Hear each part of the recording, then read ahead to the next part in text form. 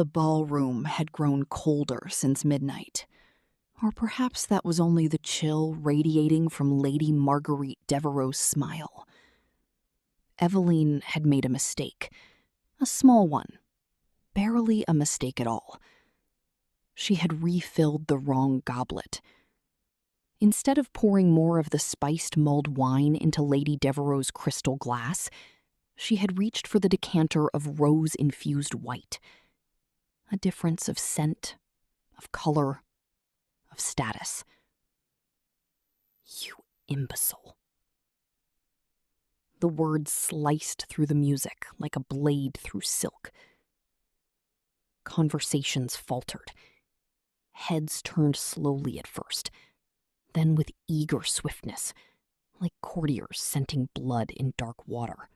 Lady Marguerite Devereux was not a woman accustomed to imperfection. Her gown alone cost more than Eveline would earn in 20 years. Ivory silk threaded with real gold, seed pearls and sapphires glittering across the bodice like frost beneath candlelight. Her beauty was cold and immaculate, the kind that inspired admiration and fear in equal measure. And Eveline had just splashed wine across her sleeve. "I am so sorry, my lady."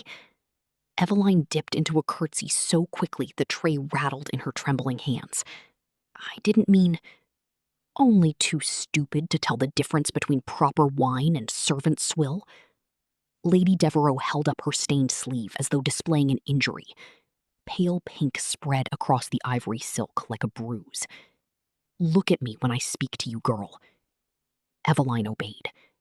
She wished she had not. The contempt in Lady Devereux's eyes struck harder than any slap. "Someone fetch the steward," Lady Devereux announced loudly enough for half the ballroom to hear. "This creature has ruined a gown worth more than her miserable bloodline. She should be whipped, dismissed. She should be..." "You should be careful what you wish for, Lady Devereux." The voice was quiet. That was what made it terrifying. Prince Adrian stepped from the crowd like a storm emerging from shadow. He had been standing near the eastern windows, half hidden beside a marble pillar, watching everything with a stillness that now felt dangerous. Lady Devereux faltered instantly. "Your Highness, I was merely..." Humiliating a young woman for an honest mistake. The ballroom fell silent. Musicians lowered their bows. Adrian's voice never rose, yet every word carried effortlessly through the room. "You were reminding everyone here that nobility is too often measured by how cruel one treats those beneath them." Lady Devereux's face drained of color.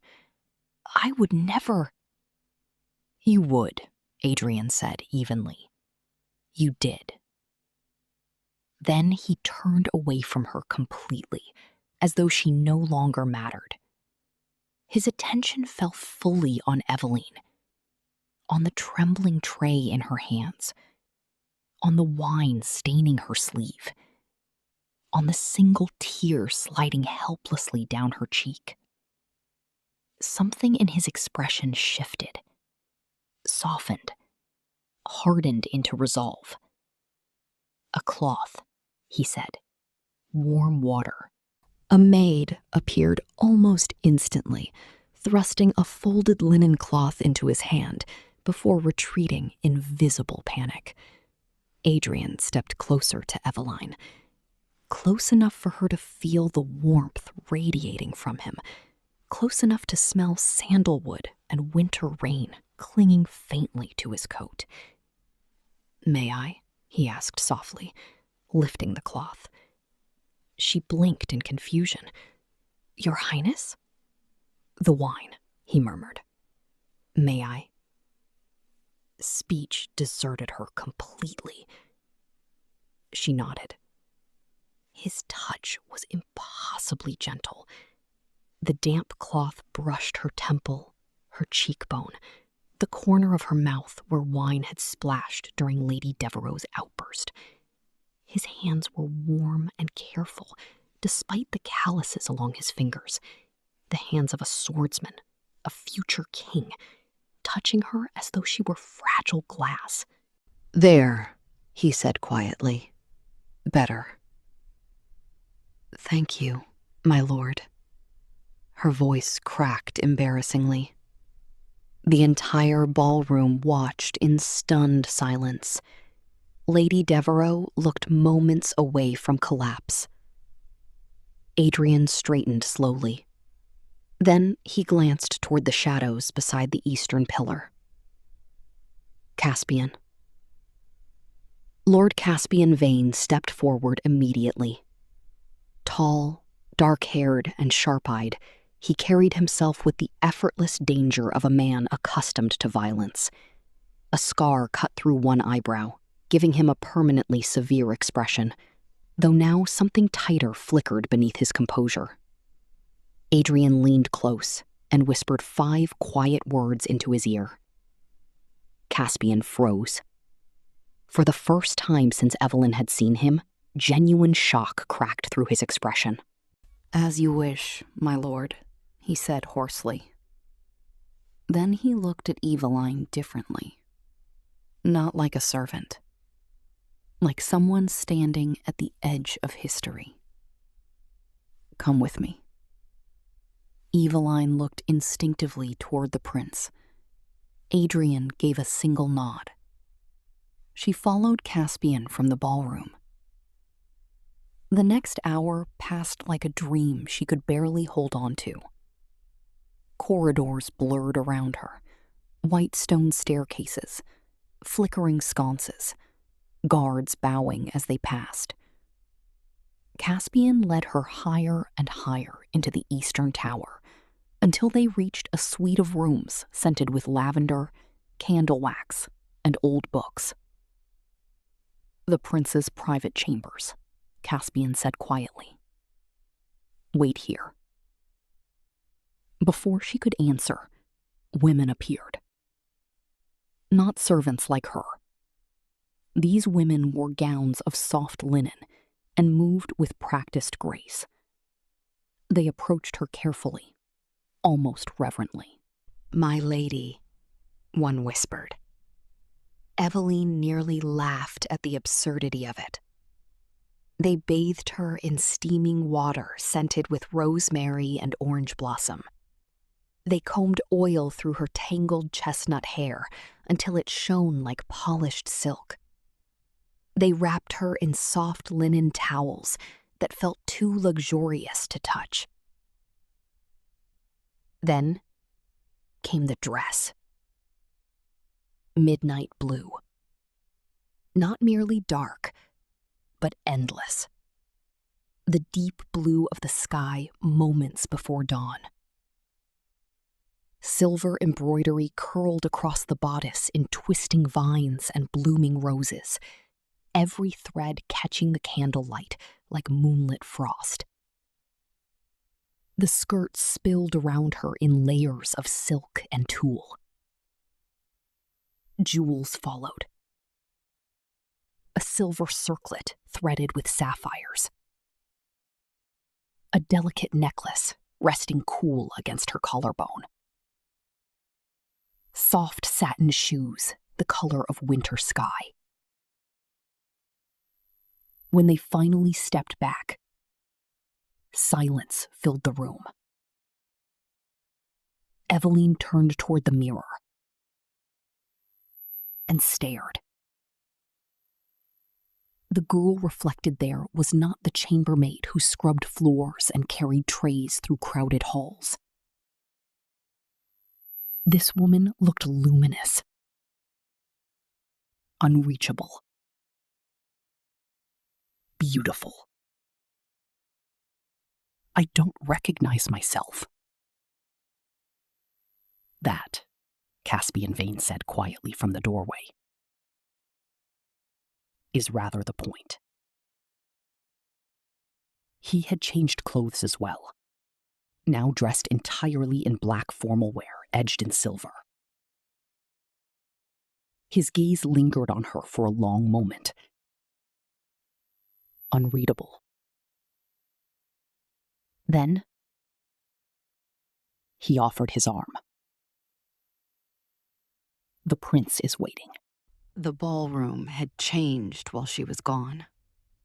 Or perhaps she had changed, and the room merely reflected it back to her. The chandeliers burned brighter now, scattering gold across polished marble. Music drifted through the air like silk, soft and haunting. Conversations died one by one as the nobles turned toward her. Whispers followed in her wake. Who is she? That cannot be the servant girl. Look at her dress. The prince. Look at the prince. He stood alone at the center of the ballroom. The crowd had unconsciously drawn away from him, leaving a wide circle of empty marble around the future king, like the eye of a storm. He had removed his mask. Candlelight sharpened every angle of his face, the hard line of his jaw, the silver-gray intensity of his eyes. And those eyes were fixed entirely on her. Adrian walked toward her slowly, not with the effortless authority of a prince crossing his court, with the careful awe of a man approaching something he feared might vanish if he moved too quickly. Eveline forgot how to breathe. He stopped before her. For a moment, neither of them spoke. The music softened. The entire ballroom seemed suspended in silence. Then Adrian exhaled shakily, as though he had been holding his breath since she left. "You are beautiful," he said quietly. The words were simple, honest. They struck her harder than any grand declaration ever could. "My lord." Eveline. Just her name. But he spoke it like a vow. His hand rose slowly between them. "Dance with me." Not a command. A question. A plea. Around them, 200 nobles watched in absolute silence. Eveline stared at his outstretched hand, at the faint tremor in his fingers, at the fear hidden beneath all his princely composure.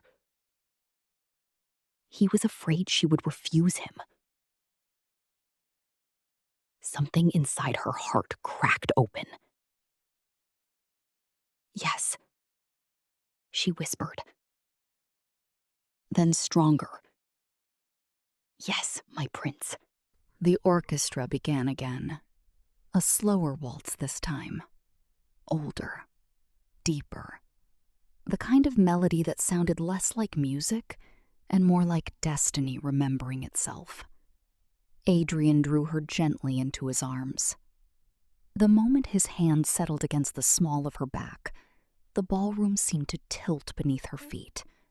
His other hand enclosed hers completely, steady and certain.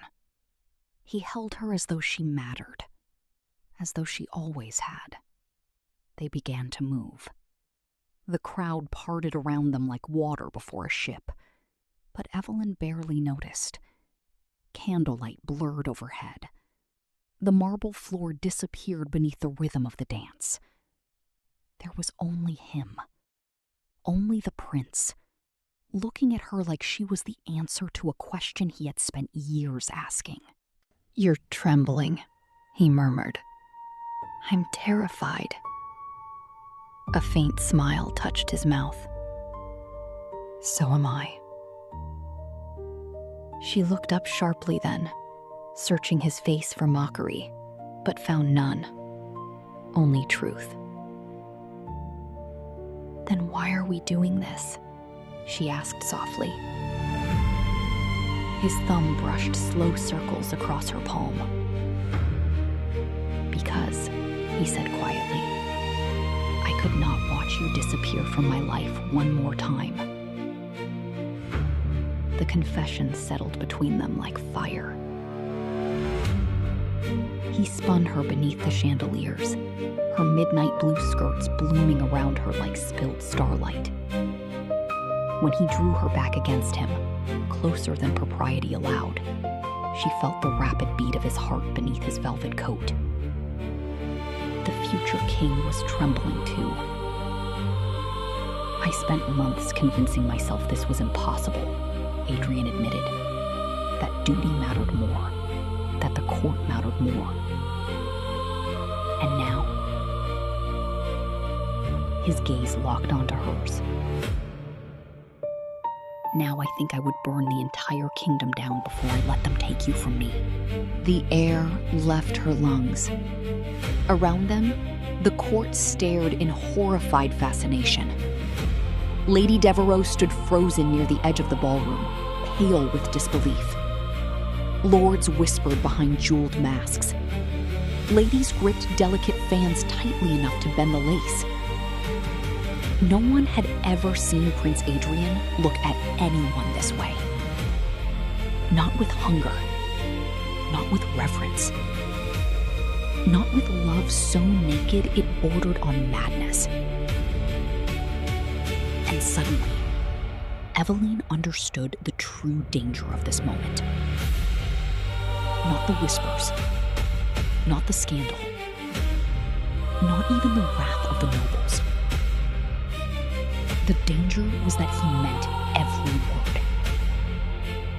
The music swelled toward its final crescendo.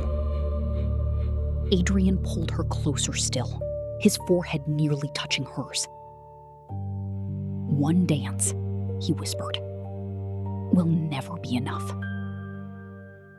The final note rang through the ballroom like the toll of a bell. Silence followed. Neither of them stepped apart. Neither released the other. And somewhere beyond the circle of candlelight and staring nobles, Lord Caspian Vane watched with the expression of a man witnessing the beginning of a war.